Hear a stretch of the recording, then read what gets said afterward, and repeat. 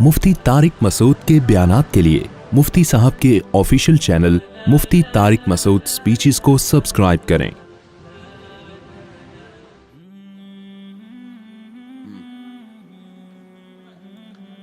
देखें, ये गामदी साहब ने बात की है कि तरावी तो इस्लाम में है ही नहीं है, तो हज़रत उमर ने शुरू की है। हज़रत उमर ने तरावी शुरू की है, जिस तरह से शुरू की इससे पहले हमें अबू बकर के दौर में ये नहीं मिलती। और नबी सल्लल्लाहु अलैहि वसल्लम ने भी ख़त्म की है तरावी, 3 दिन पढ़ाई, उसके बाद आपने कहा कि ये फ़र्ज़ ना हो जाए। हज़रत उमर ने शुरू की। यहीं से हमारा भी अहले हदीस से इख्तलाफ भी इसी बेस पे शुरू होता है। हम ये कहते हैं कि अगर आपने तरावी को मानना है हदीस की रोशनी में, तो हदीस में तरावी का सबूत नहीं है बल्कि तरावी की नफ़ी है। 3 दिन पढ़ के आप सल्लल्लाहु अलैहि वसल्लम ने उसको क्या कर दिया? ख़त्म। तो आप भी ख़त्म करें, समझते हैं ना? आप एक भी रकत ना पढ़ें। बोले तहज्जुद है 8 रकतें अखपल तरीके से इनफरादी जो जितनी पढ़ना चाहे। और अगर आप उमर रजी अल्लाह ताला अन्हु के अमल को बेस बनाते हैं तो फिर उमर रजी अल्लाह ताला ने 20 पढ़ी है, 8 नहीं पढ़ी है। 8 के बारे में जो मुवत्ता की रिवायत है वो ज़ईफ़ है, और इसकी 2 दलीलें बहुत मजबूत हैं। नंबर 1, मुवत्ता इमाम मालिक की तसनीफ़ है। इमाम मालिक खुद भी 8 के कायल नहीं है, वो तो 20 से भी ज़्यादा के कायल हैं। और क्यों कायल है? असल में तो वो भी 20 ही के कायल हैं, लेकिन 16 रकतों के किस बेस पे कायल है वो एक अलग बहस है, वो भी हमारा हदफ नहीं है। बाकी तीनों इमाम 20 के कायल हैं। तो हज़रत उमर की ये जो 8 रकतों वाली रिवायत है, पहली बात तो ये कि इमाम मालिक ने, मालिकी मज़हब में भी फतवा 8 पर नहीं है, तो वो क्यों अपनी किताब को छोड़ेंगे? और सनद के लिहाज से वो मुस्तरब है। उसका इस्तिराब क्या है? जो सनद मुस्तरब होती है ना, अगरचे वो रावी सिका भी हों, लेकिन मुस्तरब सनद रावी का इस्तिराब है ना, वो एक बयान पे टिकता नहीं है, तो इस्तिराब की बेस पे भी हदीस ज़ईफ़ होती है। लिहाजा बहुत सारे मुहद्दिसीन ने इसको मुस्तरब कह के इस हदीस को रद्द कर दिया है।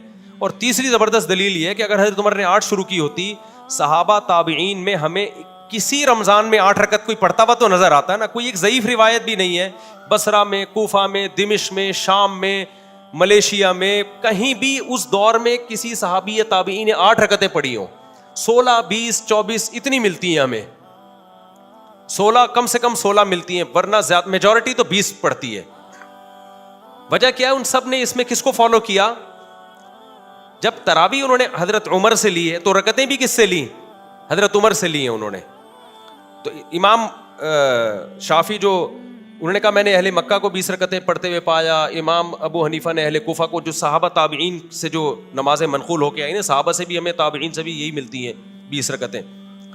तो इसलिए हमारा पहला सवाल तो अहले हदीस से है कि ये क्या बात है, आप बुखारी की 8 रकतों वाली हदीस पेश करते हो, नबी रमज़ान गैर रमज़ान में 8 पढ़ते थे, तो नबी के अमल को फॉलो करना है, तो नबी ने तो 3 दिन पढ़ के क्या कर दिया? ख़त्म कर दी ना। तो फिर ख़त्म वाली हदीस अभी तो पेश करो ना, फिर आप क्यों पढ़ रहे हो? और अगर उमर को लेना है तो फिर पूरी बात उमर की लो ना। जमात भी आपने उमर से ली, तो रकतें भी आप किससे लो? हजरत उमर से लो। अब यहां तक तो अहले हदीस का जवाब हो गया। अब हमारा सवाल जो गामदी साहब का सवाल है कि ये तो नबी ने पढ़ के छोड़ दी थी, नबी से तो सबूत ही नहीं है, ये तो हजरत उमर के, लिहाजा ये सिरे से नमाज है ही नहीं।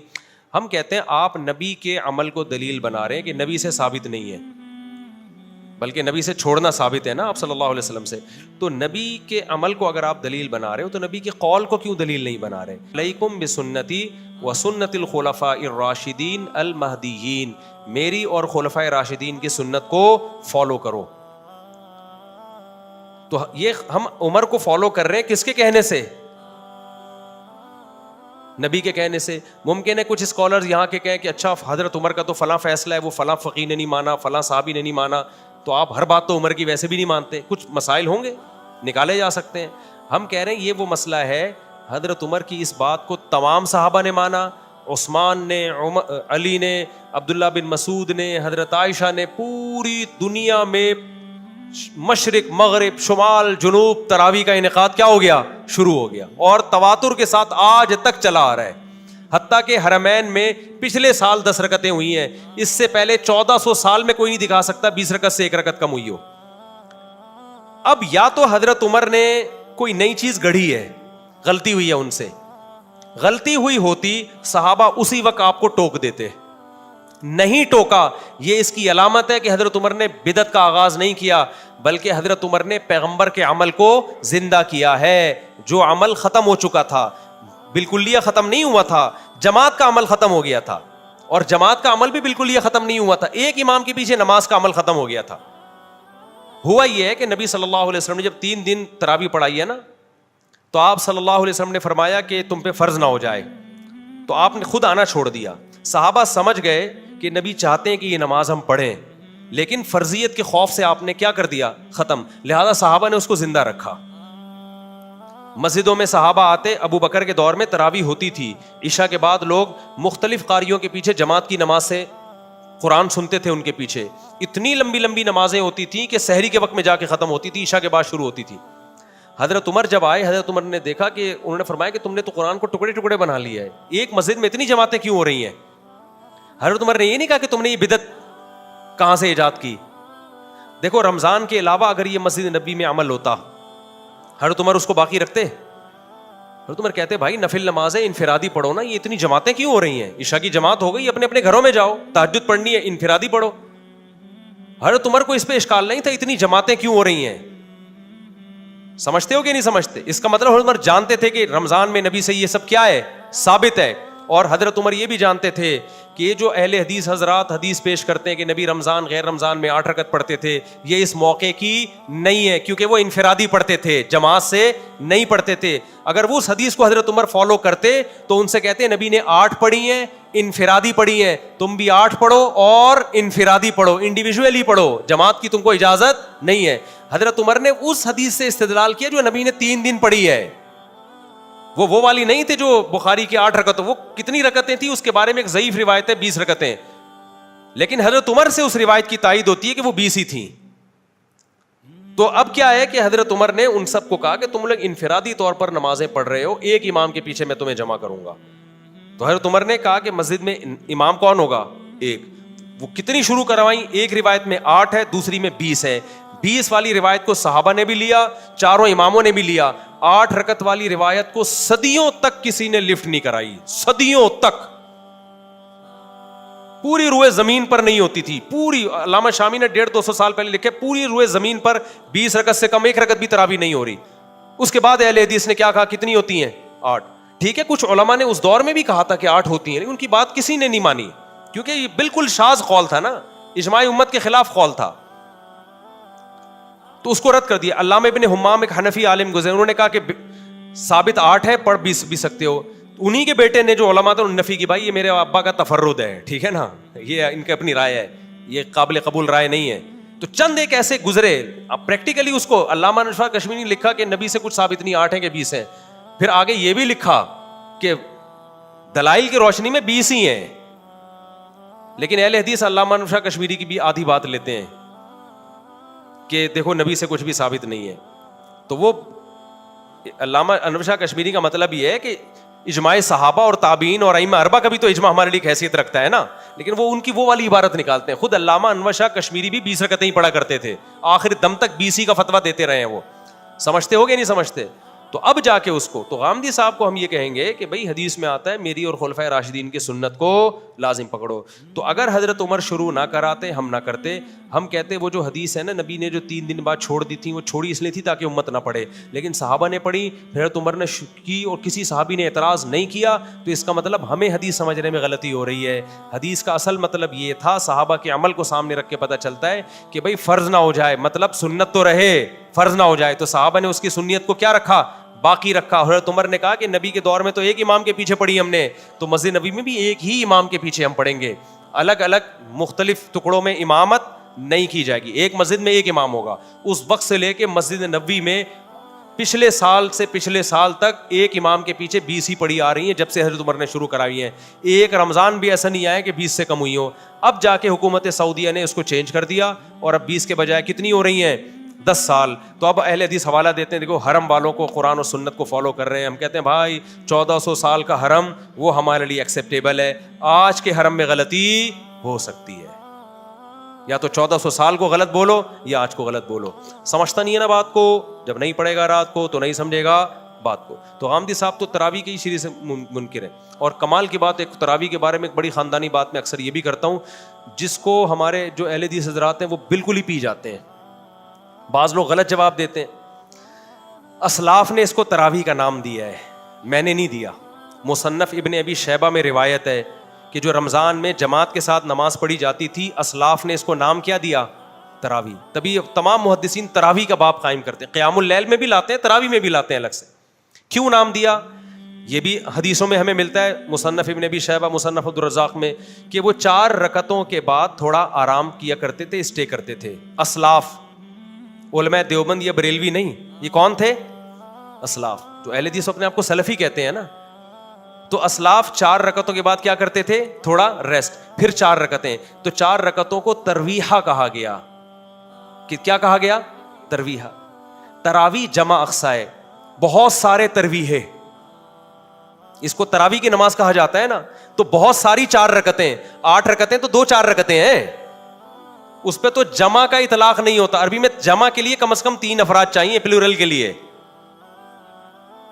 پلورل کے لیے. اگر یہ 8 رکعتیں ہوتی تو ترویحتین کہا جاتا اس کو, ترویحتین, تراوی نہیں کہا. تراوی جمع اقصا ہے. دیکھو مساجد جمع اقصا ہے, 2-3 مسجدوں کو نہیں, بہت ساری مسجدوں کو کہا جاتا ہے. اس کا مطلب اسلاف ایک ترویحہ نہیں پڑھتے تھے, بہت سارے ترویحے تھے. تو اس نماز کو انہوں نے تراویح کہنا شروع کر دیا, بہت سارے ترویحے. تو وہ نہ 8 ہے نہ 10 ہیں, 10 میں تو 2 ترویح ہوں گے اور آدھا ترویحہ, 2 پورا ترویحہ ہی نہیں ہو رہا وہ تو, ٹھیک ہے نا. اس کا کسی کے پاس جواب نہیں ہے. تو اس لیے جب بھی آپ جمہور سے ہٹو گے نا, یاد رکھنا بظاہر بڑے مضبوط دلائل آپ کو لگیں گے, لیکن جب آپ اس کی ڈیپتھ میں جاؤ گے تو آپ کو وہ دلائل کھوکھلے لگیں گے. امت میں جمہور امت غلط نہیں ہو سکتی, 4 آدمی غلط ہو سکتے ہیں, یہ اس امت کی خاصیت ہے. 4 کروڑ غلط نہیں ہو سکتے. سمجھتا نہیں ہے نا بات کو. تو آمدی صاحب کے تو بہت سارے, ان کے تو اور بڑی چیزیں مارکیٹ میں لائے ہوئے. تو یہ تو رمضان کی رونق ہے یار, تراویح رمضان کی رونق ہے, اور یہ رمضان کے ساتھ خاص ہے. تہجد تو رمضان ہو غیر رمضان سب میں ہے. تبھی عید کا چاند نظر آتے ہی کوئی بندہ آئے دوبارہ تہجد پڑھنے کے لیے جماعت کے ساتھ, فوراً نکال دیں گے. اگر وہ دلیل بخاری میں آتا ہے نبی نے تہجد جماعت سے پڑھی ہے, فوراً کیا کہیں بھائی گھر میں پڑھیے 2-4 افراد کے ساتھ, یہ 8-10 افراد نہیں ہیں, آپ نے نکلو بدلی گلی سے. تراویح گئی تو یہ تہجد نہیں ہے, یہ وہ نماز ہے جو رمضان کے ساتھ کیا ہے, خاص ہے. اس لیے اس کو نام الگ دیا ہے. اور میں نے, علماء دیوبند نے یا بریلویوں نے نہیں دیا, یہ حنفیوں شافیوں نہیں, اسلاف نے نام دیا اس کو. یہ نام نبی کے دور میں نہیں تھا, نماز تھی الگ سے اسپیسیفک, جس کو حضرت عمر نے ایک منظم شکل دی. بعض لوگ یہ بھی کہتے ہیں کہ حضرت عمر خود تو نہیں پڑھتے تھے تراویح مسجد میں. حدیث میں آتا ہے حضرت عمر مسجد میں نکلے اور بڑی خوشی کا اظہار کیا, فرمایا واللتی تنامون عنہا افضل مما تقومون, بس دیکھا چلے گئے, اور فرمایا کہ جس نماز سے تم غافل ہو وہ اس سے افضل ہے جسے تم پڑھ رہے ہو. تو ہم کہتے ہیں کہ حضرت عمر خود حافظ قرآن تھے. یہ بھی اجماع ہے کہ جو حافظ قرآن خود قرآن دہرا سکتا ہے اس کے لیے افضل یہی ہے کہ وہ حافظ کے پیچھے پڑھنے کے بجائے اپنی الگ سے نماز پڑھے. اسی پہ حضرت عمر تو حافظ تھے, ان کے لیے تو افضل یہ تھا کہ اپنے گھر میں الگ پڑھے وہ, یا الگ جماعت کرائیں اپنے گھر میں. تو ہم تو غیر حافظوں کو کہہ رہے ہیں کہ مسجد میں تمہیں حافظ نہیں ہو تو حافظوں کے پیچھے پڑھ لو. آپ نے حافظوں کو بھی غائب کر دیا اور بالکل ہی آپ نے انکار ہی کر دیا اس کا. دوسری بات یہ کہ اسی حدیث سے پتہ چلتا ہے کہ تہجد الگ ہے, تراویح الگ ہے. تبھی حضرت عمر نے کیا فرمایا, واللتی تنامون عنہا افضل مما تقومون, جس نماز سے تم غافل ہو, جو نماز تم پڑھ رہے ہو تو جس سے تم غافل ہو وہ اس سے بھی زیادہ افضل ہے. کیا مطلب تہجد اس سے بھی زیادہ افضل ہے. تو اس کا مطلب حضرت عمر تہجد کو تراویح سے کیا کر رہے ہیں, بولو نا, الگ کر رہے ہیں. اور یہ کہتے ہیں کہ تہجد تراویح ایک ہی ہے. تو اس حدیث سے تو پتہ چل رہا ہے کہ تہجد الگ ہے, تراویح الگ. اب یہاں ایک سوال پیدا ہوتا ہے, اتنا تو پتہ چل گیا کہ تہجد افضل ہے, تراویح کیا ہے, بولو کم افضل ہے. تو خوب سمجھ لیں, بعض دفعہ ایک چیز کم افضل ہوتی ہے لیکن اس کی تاکید زیادہ ہوتی ہے, بعض دفعہ ایک چیز افضل ہوتی ہے لیکن اس کی تاکید کیا ہوتی ہے, کم ہوتی ہے. جیسے آپ فجر کی 2 سنتیں پڑھتے ہیں, فجر سے پہلے 2 سنتیں, تاکید اس کی زیادہ ہے, ثواب تہجد کا زیادہ ہے. ظہر سے پہلے 4 سنتیں پڑھتے ہیں, سنتیں موقدہ ہیں, تہجد سنت موقدہ نہیں ہے, ثواب تہجد کا زیادہ ہے. لیکن تہجد چھوڑ دو قابل ملامت نہیں ہو, سنت موقدہ چھوڑ دو قابل ملامت ہو. ہمیں جس اہتمام سے صحابہ سے تراویح کی جماعت ملتی ہے اور رمضان کے ساتھ, اور نبی صلی اللہ علیہ وسلم کے بار بار آپ کے ارشادات, من قام رمضان من صام رمضان, جو رمضان میں قیام کرے, رمضان میں روزہ رکھے, قیام رمضان, صیام رمضان, قیام, پتہ چلا وہ قیام جو رمضان, یہ قیام رمضان کے ساتھ خاص ہے. تو صحابہ نے اس کو تراویح ہی کو قرار دیا ہے. اس لیے علماء کہتے ہیں سنت مؤکدہ ہے. تو اصل فضیلت تہجد کی ہے, لیکن تراویح سنت مؤکدہ ہونے میں اس کی فضیلت کیا ہے؟ تہجد سے زیادہ. اس کو جزوی فضیلت کہتے ہیں. ایک خاص چیز میں تراویح کی فضیلت زیادہ ہو گئی ہے. اور اس حوالے سے دیکھا جائے کہ تہجد میں صحابہ جو قرآن پڑھتے تھے, آج لوگ تراویح میں خود قرآن نہیں پڑھ سکتے. قرآن کے سننے اور خاتمے کے اعتبار سے بھی, قرآن کے ختم قرآن کے اعتبار سے بھی تراویح کی فضیلت تہجد سے کیا ہے؟ زیادہ ہے. کیونکہ اکثر لوگ حافظ نہیں ہیں, وہ تہجد میں قرآن تھوڑی ختم کر پاتے ہیں, سمجھتا نہیں ہے نا کیا.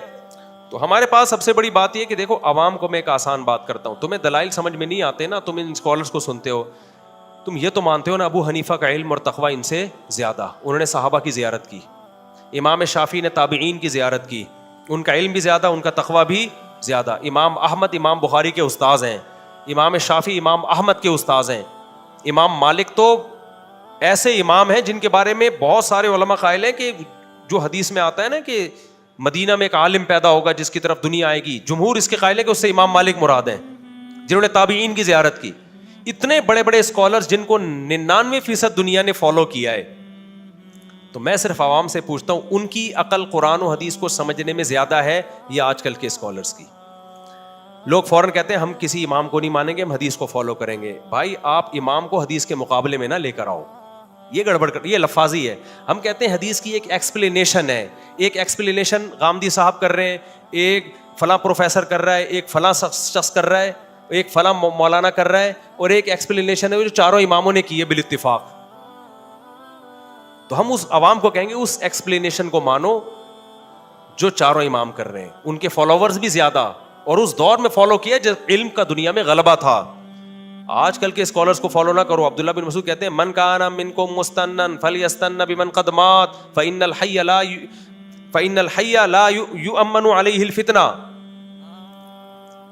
کہ جو جس نے فالو کرنا ہے نا پہلے گزرے ہوئے لوگوں کو فالو کرے, وہ آج کل کے اسکالرز کو فالو نہ کرے. یہ عبداللہ بن مسعود کا قول ہے, کیونکہ آج کل کے لوگوں کے بارے میں فتنے کا خوف زیادہ ہے, ان کے بارے میں زیادہ ہے کہ وہ کسی فتنے میں مبتلا ہوں گے.